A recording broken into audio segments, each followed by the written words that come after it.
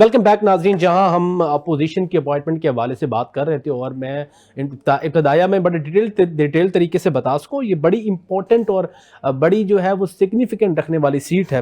تو اپ کمنگ اس حوالے سے کیا ہوگا، پاکستان تحریک انصاف کا موقف جاننا بھی لازمی ہے. میں warm welcome to the programme Yasir Baloch صاحب. یاسر صاحب ذرا بتائیے گا، ابھی باجوہ صاحب پاکستان مسلم لیگ نون سے بڑا ایک اچھا کوسچن ریز کر رہے تھے کہ وہ کہتے ہیں کہ بڑی سمپتی ہے پاکستان تحریک انصاف کے لیے کہ ان کا ایک ایم این اے کوئی ایک ایم این اے بھی نہیں آ سکا اپوزیشن لیڈر کی سیٹ کے لیے. بسم اللہ الرحمن الرحیم. جی گزارش یہ ہے، باجوہ صاحب ہمارے مہربان اور بھائی ہیں جی، اور اوبویسلی ان کا ایک اپنا اسکول آف تھاٹ ہے اور اپنا نقطہ نظر ہوگا. دیکھیں، گزارش یہ ہے کہ اس ٹائم ہمارے بطور سیاسی جماعت جو حالات و واقعات ہیں وہ آپ سب کے سامنے ہیں. جس کرائسس میں سے یا جن حالات سے پاکستان تحریک انصاف اس ٹائم بطور سیاسی جماعت گزر رہی ہے اور فیس کر رہی ہے، یہ آج تک پاکستان کی ہسٹری میں کبھی بھی نہیں ہوا. اور پاکستان تحریک انصاف جو ہے اس کا واحد میں یہ سمجھتا ہوں وہ عمران خان ہے، اور عمران خان کی وجہ سے ہی پاکستان تحریک انصاف ہے. تو میں سمجھتا ہوں کہ خان صاحب اپنے جس کھلاڑی کو جس پوزیشن پر کھلانا چاہیں گے وہ وہیں پہ کھیلے گا اور انشاءاللہ تعالی وہ ڈیلیور بھی کرے گا. تو محمود خان اچکزئی صاحب سیاست کی دنیا میں وہ نئے نہیں ہیں، وہ بہت قابل احترام اور بہت بڑا نام ہے. تو ان کو اگر خان صاحب نے سلیکٹ کیا ہے تو obviously اس کے پیچھے بھی کوئی نہ کوئی حکمت ہوگی اور وہ انشاءاللہ تعالی آنے والے دنوں میں سامنے بھی آئے گی. اچھا، حکمت کی جو آپ بات کر رہے ہیں ان کے کیا ریپرکشنز ہوں گے آپ کمنگ؟ کیا آپ پارلیمان کے اندر مزید جو ہے وہ بائیکاٹس کی طرف جائیں گے، یا کہ آپ جو ہے وہ پارلیمان کا حصہ بن کے اپنا سٹانڈ سامنے رکھیں گے؟ کیا آپ کی حکمت عمل ہے اس وقت؟ دیکھیں، گزارش یہ ہے کہ پاکستان تحریک انصاف ایک پرامن سیاسی جماعت ہے اور پاکستان تحریک انصاف اپنی قانونی حدود و قیود میں رہ کے اس کا ایک رائٹ ہے کہ وہ اپنا نقطہ نظر عوام کے سامنے بھی رکھے اور اپنے رائٹس کے لیے وہ سٹرگل بھی کرے. تو ہم ایک پرامن سیاسی جماعت کے طور پر پارلیمنٹ میں بھی اور باہر بھی ہم جو اویئرنیس ہو سکی، اپنے حقوق کی جو آواز بلند ہو سکی وہ ضرور کریں گے. ٹھیک ہے میاں صاحب، خاص طور پہ اتحادی حکومت کے حوالے سے بھی بات ہو رہی ہے.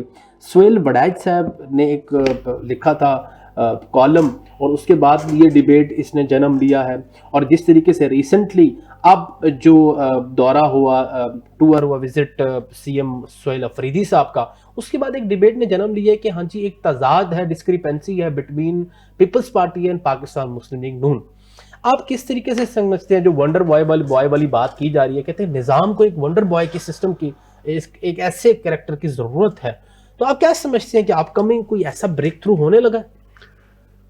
دیکھیے، میں ابھی تو کوئی اس وقت اس طرح کی کوئی حالات نہیں دیکھ رہا، لیکن دیکھیے وہ جو دونوں پارٹیوں کے درمیان ایک فرق ہے، میں سمجھتا ہوں کہ پیپلز پارٹی نے اپنی ساکھ کو بچایا وہاں، لیکن بعد میں جو ہوا اس کے بعد اور پھر اس کے بعد پی ٹی آئی کے بھی طرف سے جو زبان استعمال کی گئی ہے، میرا خیال ہے کہ ان کو بھی تھوڑا سا نرم رویہ وہاں رکھنا چاہیے تھا. دیکھیے، جب انہوں نے آپ کو وہاں پہ موقع دیا ہے تو آپ ان کے سامنے ہے نہ پی ٹی آئی سے کوئی بات ڈھکی چھپی ہے، نہ کسی اور سے ڈھکی چھپی. یہاں پہ آپ نے سہیل وڑائچ کی بات کی، یہاں پہ آج آپ کسی بھی آپ تجزیہ نگار کو، کسی بھی آپ جو ہے صحافی کو دیکھ لیں، بات معافی سے شروع کرتے ہیں. اور بہرحال ہر بات کے سے پہلے وہ جب معافی کی بات کرتے ہوں تو اس وقت آپ ملک کے حالات کو بڑی جو ہے نا اچھے طریقے سے جان سکتے ہیں. میں سہیل صاحب کا وہ کالم بھی پڑھا جب اس نے ہر بندے سے جو ہے نا، اور آج میں نے بہت سے وی لاگ جو ہے میں اس میں دیکھ رہا ہوں کہ لوگ جو ہے نا بات معافی سے بار بار معافی، ہر بات پہ معافی.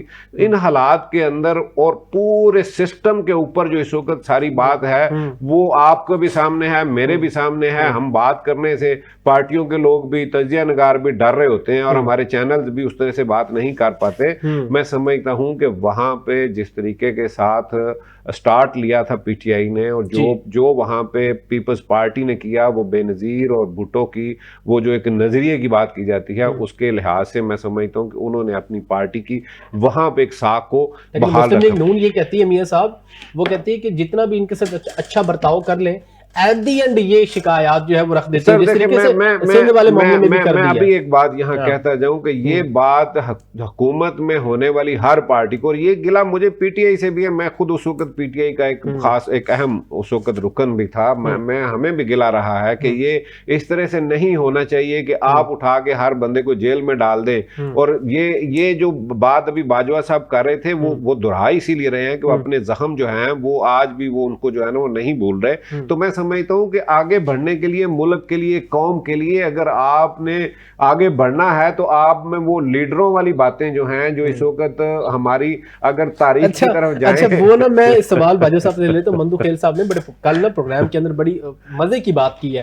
باجوہ صاحب، مندو خیل صاحب کہتے ہیں کہ ہم تو اگر کوئی سجیشن مسلم لیگ نون کو دے دے تو یہ کہتے ہیں کہ ہم آپ کی انگلیاں توڑ دیں گے. اور اس کے ساتھ ساتھ میرا سوال بھی آپ ساتھ لے لیں کہ کیا سمجھتے ہیں آپ کی جو پیپلز پارٹی نظام کا تو حصہ ہے، ٹھیک ہے، وہ منسٹریز نہیں لے رہی لیکن وہ گورننس کے اندر پارٹکتی آپ کی اتحادی ہے، تو جو آرڈیننس والا بھی معاملہ بڑھا کہ بغیر ایسنٹ آف دا پریزیڈنٹ وہ اس کو امپلیمنٹ کرنے کی بات ہوئی. تو اس کے بعد ہم وہ تھوڑا بازی میں چلے جائیں تو سینیٹر پلوشہ خان اور علیم خان کے درمیان جس طریقے سے ہوا، اور پھر جس طریقے سے بلاول بھٹو صاحب پنجاب کے اندر آئے اور جس طریقے سے مریم نواز صاحبہ نے سندھ پہ باتیں کی، تو اس حوالے سے آپ کو کیا لگتا ہے کرنٹ رائٹ نو کیا سچویشن ہے؟ تھوڑا سا پیچھے بھی چلا جاؤں، ان کی باتوں کا جواب دے رہا ہوں. تھوڑا سا جو یاسر صاحب نے اور وحید صاحب نے کی، جی یاسر صاحب نے کہا کہ جتنے حالات خراب ہیں یا جو کچھ پاکستان تحریک انصاف کے ساتھ ہو رہا ہے اس لیے ہم نے نیا بندہ لائے ہیں. میں عرض کروں سر، جب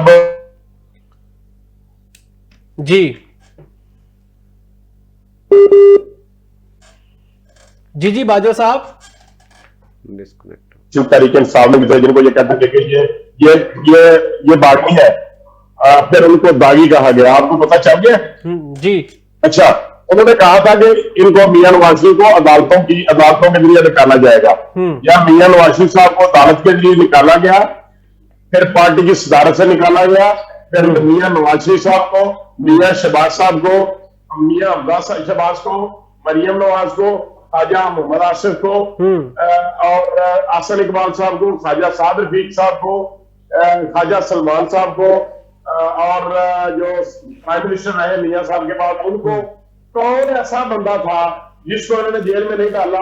اور امریکہ میں جا کے بھی کہا عمران نیازی نے کہ میں کیسی کرواتا ہوں، اور کتن کسی کی ملاقات نہیں ہوتی تھی. نہ ہم میں سے کسی نے ایفیڈیوٹ دیے اور نہ ہم میں سے کسی نے پارٹی چھوڑی. سب کے لوگ رانا ثناء اللہ سمیت سب کے سب لوگ کھڑے رہے. اچھا، اب یہ کہتے ہیں، یہ تضاد کی بات دیکھیں جی، کہتے ہیں کہ ہم نے تحریک تحفظ پاکستان کو اختیار دیا ہے کہ وہ بات چیت کریں گے جی، لیکن پاکستان تحریک انصاف قطعی طور پر کسی کے ساتھ مذاکرات نہیں کرے گی. ہم ان کو مانتے نہیں ہیں، یہ ان کو نہیں مانتے. یہ کہتے ہیں یہ فارم 47 کی پیداوار ہے، وہ کہتے ہیں یہ جعلی اسمبلی ہے اور یہ اپنی جعلی اسمبلیوں کے ممبر ہیں، وہاں سے تنخواہ لیتے ہیں، بینیفٹس لیتے ہیں. صوبہ میں تمام صوبوں میں بھی یہ ان کے ایک صوبے میں ان کی گورنمنٹ بھی ہے، وہاں فارم 47 نہیں ہے، وہاں 45 بھی ہے. ٹھیک ہے نا جی؟ جی، تو وہی تو آپ کے لیے تشویشناک بات ہے کہ جس طریقے سے پاکستان تحریک انصاف پیپلز پارٹی کو یہ کریڈٹ دے رہی ہے کہ وہاں پر کوئی کنفلکٹ 45-47 کا ہے نہیں. تو اگر قربت بڑھ جاتی ہے تحریک انصاف اور پیپلز پارٹی میں تو آپ کے لیے تو بہت بڑا مسئلہ کھڑا ہو جائے گا. دیکھیں سر، میں آپ کو اس کرتا ہوں، میری بات سنیں جی. یہ جو ایشوز ہوتے ہیں نا، ایشوز ان کے اوپر بات ہے. دیکھیں، پاکستان پیپلز پارٹی نے بالکل ہم سے یہ تعاون کیا ہے، یہ مخلوق گورنمنٹ ہے. لیکن ایک ریومر تھی جب یہ کولیشن بنی تھی، وہ کہتے کہ 2.5 سال میاں نواز شریف اور 2.5 سال بعد بلاول بھٹو زرداری صاحب. اس قلعے کو دھونے کے لیے، اس کی صفائی کے لیے کیٹاگوریکلی کہا بلاول بھٹو صاحب نے مریم اپنا بینویر بھٹو کے جلسے میں برسی میں قطعی طور پہ توبہ توبہ ہم ایسا نہیں کر سکتے. اس کے علاوہ جو بات آپ کرتے ہیں کہ اگر ان کی اور پیپلز پارٹی کی اور پاکستان تحریک انصاف کی کوئی انڈرسٹینڈنگ ہے تو اس کے لیے عوام میں بھی آپ دیکھیں گے کیا تاثر پایا جاتا ہے. یا انہوں نے ان کو सूबा सिंध में वेलकम किया अफरीदी साहब को, तो अवाम में इंस्टॉल आया, और फिर चीफ मिनिस्टर को और कराची के मेयर को और कराची के मिनिस्टर को ये कहना पड़ा कि हमने ये प्रोटोकॉल बिलावल भुट्टो जरदारी के कहने पे उनको दिया है, लेकिन उसके बावजूद पाकिस्तान तहरीक इंसाफ की लीडरशिप जो है वो राजी नहीं रही। तो हमें इसमें ये एक पॉलिटिकल दौर है, ये डेमोक्रेटिक सिस्टम है, हमें आज के हरीफ कल के हरीफ और कल के हरीफ आज के हरीफ हो सकते हैं, ऐसा पाकिस्तान की तारीख में है।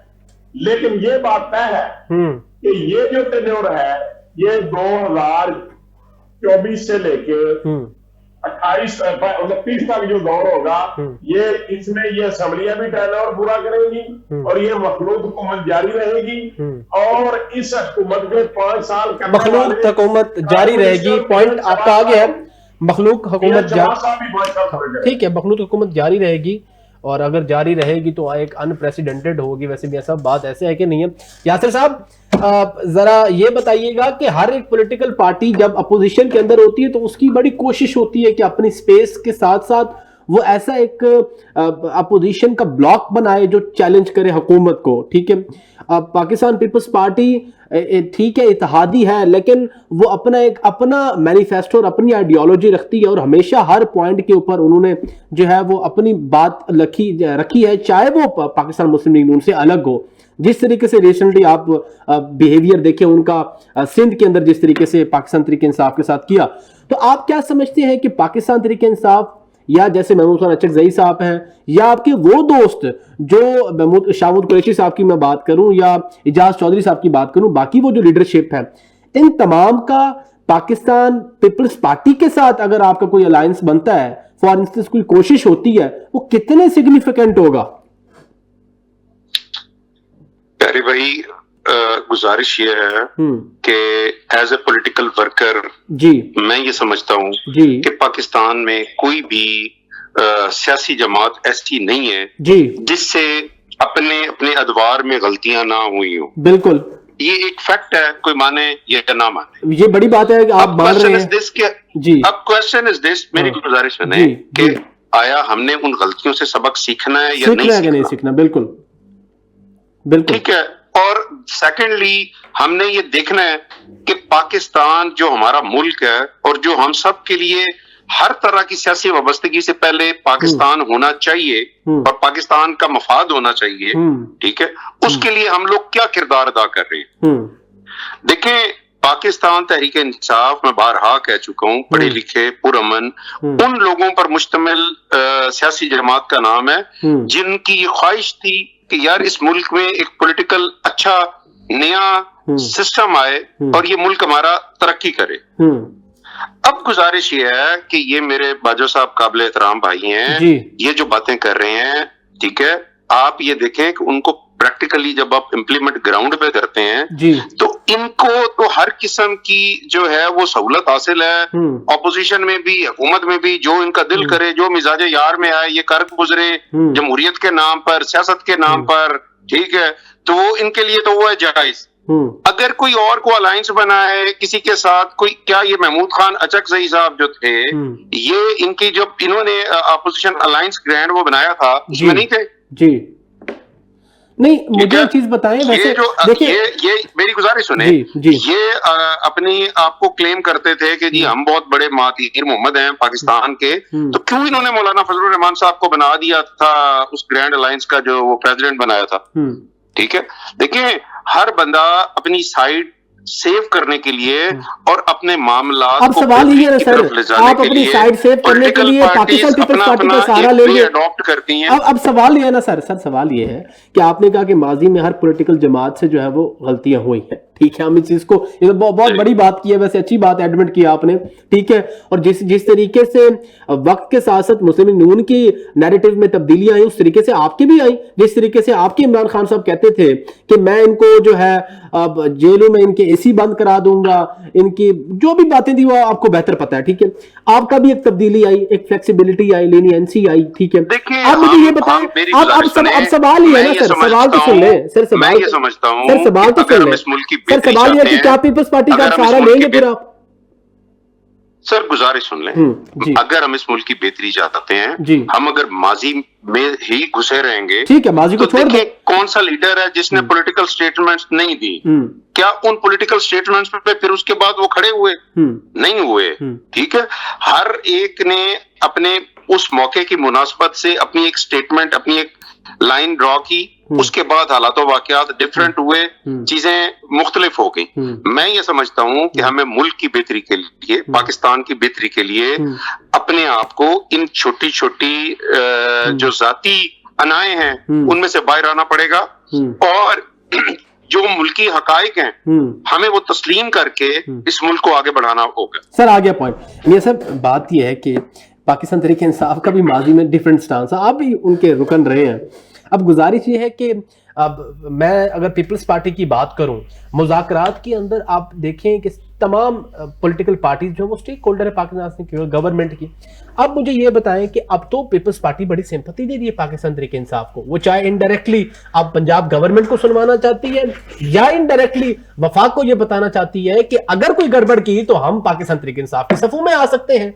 तो आप ये बताएं कि ये कितनी बहुत बड़ा कार्ड है पाकिस्तान तहरीक इंसाफ के पास अगर वो ये खेल जाए। और वो अगर देखें यासर मेरी बात से इत्तेफाक करेंगे, उन्होंने बात को माना भी है। अब मसला ये है कि जब आप एक ही बंदा फैसले करेगा ना, तो मैं नहीं समझता दुनिया के अंदर, दुनिया में सबसे बड़ी हस्ती अगर कोई दुनिया में आई है तो वो नबी सल्लल्लाहु अलैहि वसल्लम से बढ़ के कोई नहीं है, लेकिन वो भी अपने साथियों से मशवरा करते थे। लेकिन बदकिस्मती ये है कि अभी इन्होंने एक बात कही थी कि वो जिस प्लेयर को भी उतारेंगे वो परफॉर्म करेगा। मैं नहीं समझता, देखिए ये बात ये यहाँ खाली पीटीआई से नहीं है, ये बात बाकी पार्टियों के भी अंदर ऐसे ही है।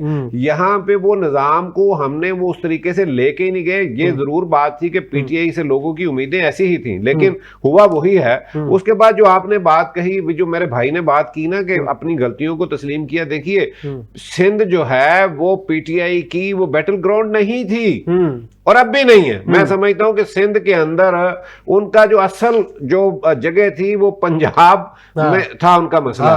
उन्होंने पीपल्स पार्टी के साथ पहले भी मैं समझता हूं कि उस वक्त भी जाके बहुत आगे जाके वो उस तरह की बातें नहीं होना चाहिए थी, और आज पीपल्स पार्टी को भी पता है कि सिंध में उन्हें कोई खतरा इनसे नहीं है, तो इसी वजह से उन्होंने वेलकम भी किया। लेकिन वो जो बात मैंने पहले की है कि फैसले जो हैं हम किसी ना किसी तरीके से, यासर साहब भी, बाजवा साहब भी, मेरा भी, हमारा जो सियासी लोग हैं, मुझे ये बताइए कि हमें क्या यकीन है कि हमारे लीडरान वही फैसला करेंगे जो हमारी पार्टियों के अंदर जो सोच है, जो एक हमारे लोगों की सोच है, अवाम की सोच है। हम लोग तो जो है ना यही बात तो फवाद चौधरी साहब कर रहे हैं, या महमूद मौलवी या इमरान इस्माइल साहब कर रहे हैं। यही बात वो कहते हैं कि जी आपने महमूद खान अचकज़ई साहब को आपने सौंप दिया सीट, ठीक है, लीड दे दिया उनको कि आप नेगोशिएशंस कराएं। वो कहते हैं पाकिस्तान तहरीक इंसाफ के चेयरमैन इमरान खान को तो वो जानते नहीं है उस तरीके से, ना उनके साथ कभी उनके ऐसे मामलात रहे हैं।